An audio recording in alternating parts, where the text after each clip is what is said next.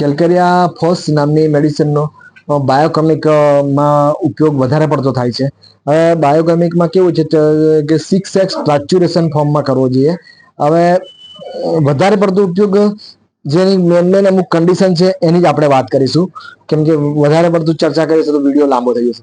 હવે એક calcarea ફોસનો main ઉપયોગ બાળકો હોય, નાના બાળકો જ્યારે એમના દાંત આવતા હોય ત્યારે શું છે, એમને અમુક તકલીફ પડતી હોય છે કે આપણે દાંત આવવાના ટાઈમમાં ઝાડા થતા હોય, પેટમાં દુખતું હોય, પચતું ના હોય, તો એ ટાઈમમાં તમે અમુક નાના ઉંમરના બાળકોને બે બે ટેબ્લેટ સવાર બપોર સાંજ કન્ટિન્યુ રાખો 2-3 મહિના, તો શું છે કે એના જે દાંત આવવાના ટાઈમમાં જે એને પડતી કન્ડિશન હોય, ખરાબ ખરાબ એના જે અમુક સિમ્ટમ્સ આવવાના હોય, કોઈને પેટમાં દુખતું હોય, કોઈને ઝાડા થાય, ગમે તે થાય, બેચેની લાગે, કંટાળી જાય, અકળામણ, એવું બધા ઘણા લક્ષણો આવતા હોય છે. એટલે બધા લક્ષણોમાં ધીરે ધીરે તમે ખરેખર એવું કહેવાય છે કે બાયોકેમિક આ કેલ્કેરિયા ફોસ મેડિસિન દરેક દાંત આવવાના ટાઈમમાં જ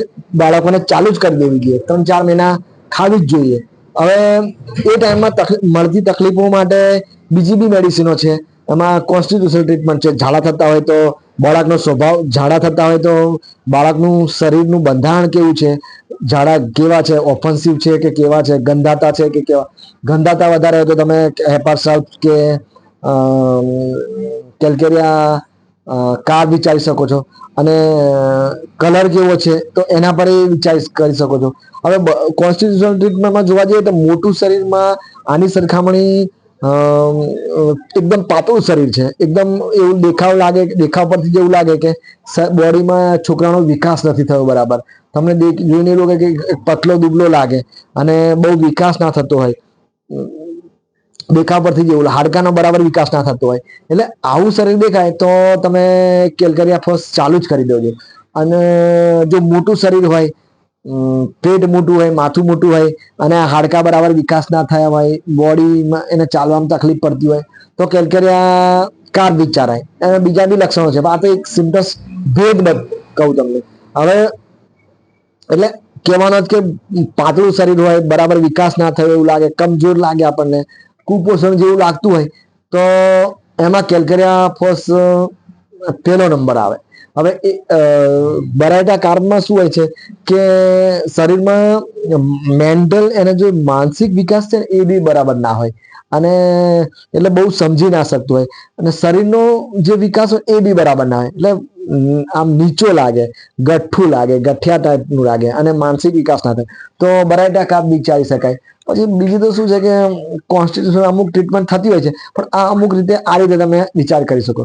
પછી એક બીજું એનો ઉપયોગ છે કે જ્યારે મોટી કોઈ બી ટેસ્ટ કરો અને ટેસ્ટમાં એવું આવે કેલ્શિયમની કમી છે તો બી આ એક સપ્લિમેન્ટ તરીકે તમે એક રેગ્યુલર એનો ઉપયોગ કરો 3-4 મહિના.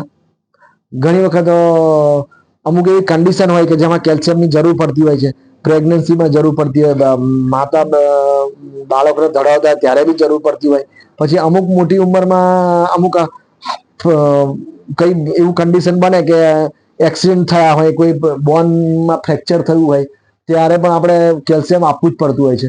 તો એમાં પણ તમે કન્ટિન્યુ રાખો, તમારી જે ટ્રીટમેન્ટ આગળ જે ચાલતી હોય ચલાવો અને જોડે જોડે આ બી ચાલુ રાખો.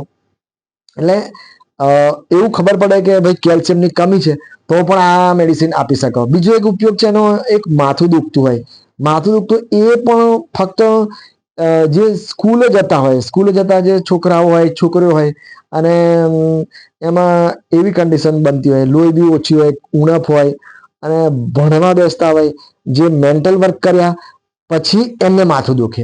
એટલે સવારે જવા ટાઈમમાં ના દુખે, સવારે જઈને સ્કૂલે જઈને બધું ભણી ભણીને આવે અથવા કંઈક મેન્ટલ વર્ક કર્યું અને પછી એના લીધે એને સાંજે આવીને બધું માથું બાથું ચડી જાય તો આ મેડિસિન વિચારી શકાય. એમાં પિક્રિક એસિડ બી આવી શકે છે. હવે નક્સ વોમિકા બી આવે કે મેન્ટલ વર્ક પછી જે તકલીફો પડતી, ઇથ્યુઝા બી આવે.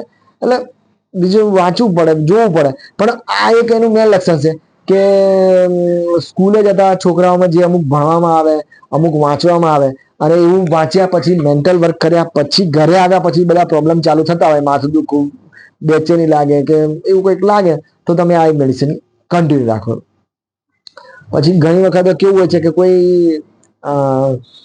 એક એક્યુટ કોઈ કન્ડિશન એવી આવી હોય, કોઈ એવો રોગ આવ્યો હોય, ગમે તે હોય, ઝાડા ઉલટી કે શરદી ખાંસી તાવ માથા, એ સારો થઈ ગયા પછી અમુક ટાઈમ પછી દર્દીમાં અમુક કમજોરી આવી જાય. કમજોરી એટલે દર્દીને બરાબર એવું લાગતું નથી કે ટેસ્ટ બેસ્ટ બધા નોર્મલ આવે, પણ એને એવું લાગે કે ભાઈ મારામાં એટલી તાકાત નથી.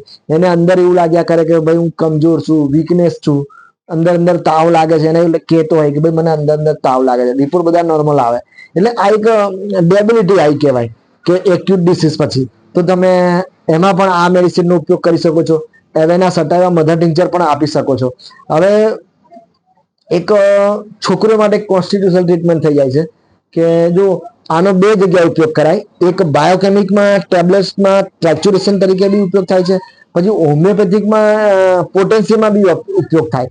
તો પોટેન્સીમાં ઉપયોગ કરવો હોય તો શું, જેટલા પણ એને કેરેક્ટરિસ્ટિક સિમ્ટમ્સ એટલે વિશિષ્ટ કોઈ લક્ષણ મળવા જોઈએ કમ્પ્લીટ.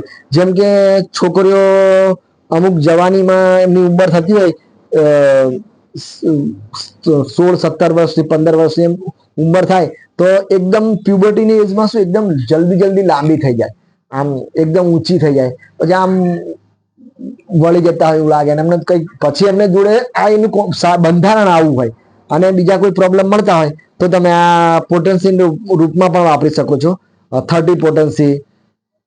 હવે સ્કૂલે જતા છોકરાઓને બી માથાનો પ્રોબ્લેમ થાય તો એ કોન્સ્ટિટ્યુશનલ ટ્રીટમેન્ટ કહેવાય એક જાતની, કે ભાઈ સ્કૂલે જતા એ વિશિષ્ટ લક્ષણ કહેવાય કે ભાઈ સ્કૂલે જાય છે, વાંચે છે, ભણે છે, મેન્ટલ વર્ક કરે છે, અને પછી એમને માથાના પ્રોબ્લેમ ચાલુ થાય છે. એટલે આ વિશિષ્ટ લક્ષણ મળતા હોય તો બી તમે પોટેન્સી 36 વાપરી શકો છો.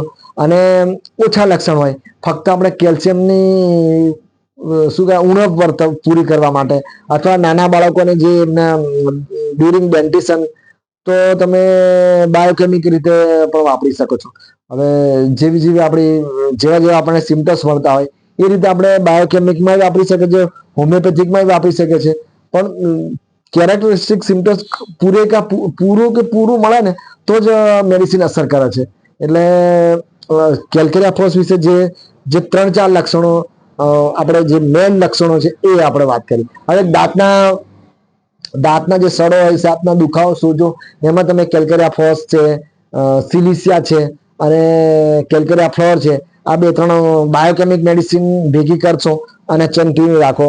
અને પછી જો બીજી કોઈ કોન્સ્ટિટ્યુશનલ ટ્રીટમેન્ટ મળે તો ખરું, ના મળે તો પછી આ તો કન્ટિન્યુ રાખો, તો અમુક ટાઈમ પછી આમાં બી રિઝલ્ટ મળી જાય. અને જો પેલી ટ્રીટમેન્ટ હોમિયોપેથિકમાં શું છે કે મેન તો કોન્સ્ટિટ્યુશનલ ટ્રીટમેન્ટ જ છે, પણ જ્યાં સુધી બધી વખતે મળી શકે ખરી, ના મળી શકે. જ્યારે ના મળે ટ્રીટમેન્ટ, એ ના સિમ્ટમ્સ અથવા કોઈ વિશિષ્ટ લક્ષણ આપણે ના મળે, અથવા કોઈ એવું કોઈ વિચિત્ર લક્ષણ ના મળે, અથવા એનું પૂરેપૂરું બંધારણ ના મળે, તો પછી ગમે તે રીતે દર્દીને આવા કોઈ બાયોકેમિક ટેબ્લેટ્સ આપીને બી સારું કરી શકાય છે. થોડો ટાઈમ લાગે. બાયોકેમિક ટેબ્લેટ્સમાં શું થોડી ધીરજ બી રાખવી પડે, 10 દિવસ લાગે છે.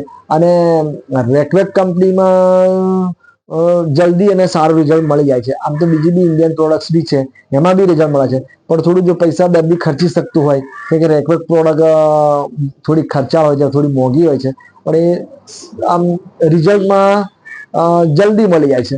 સારું, ત્યારે હવે આપણે બીજા વિડીયોમાં કોઈ બીજી મેડિસિન સાથે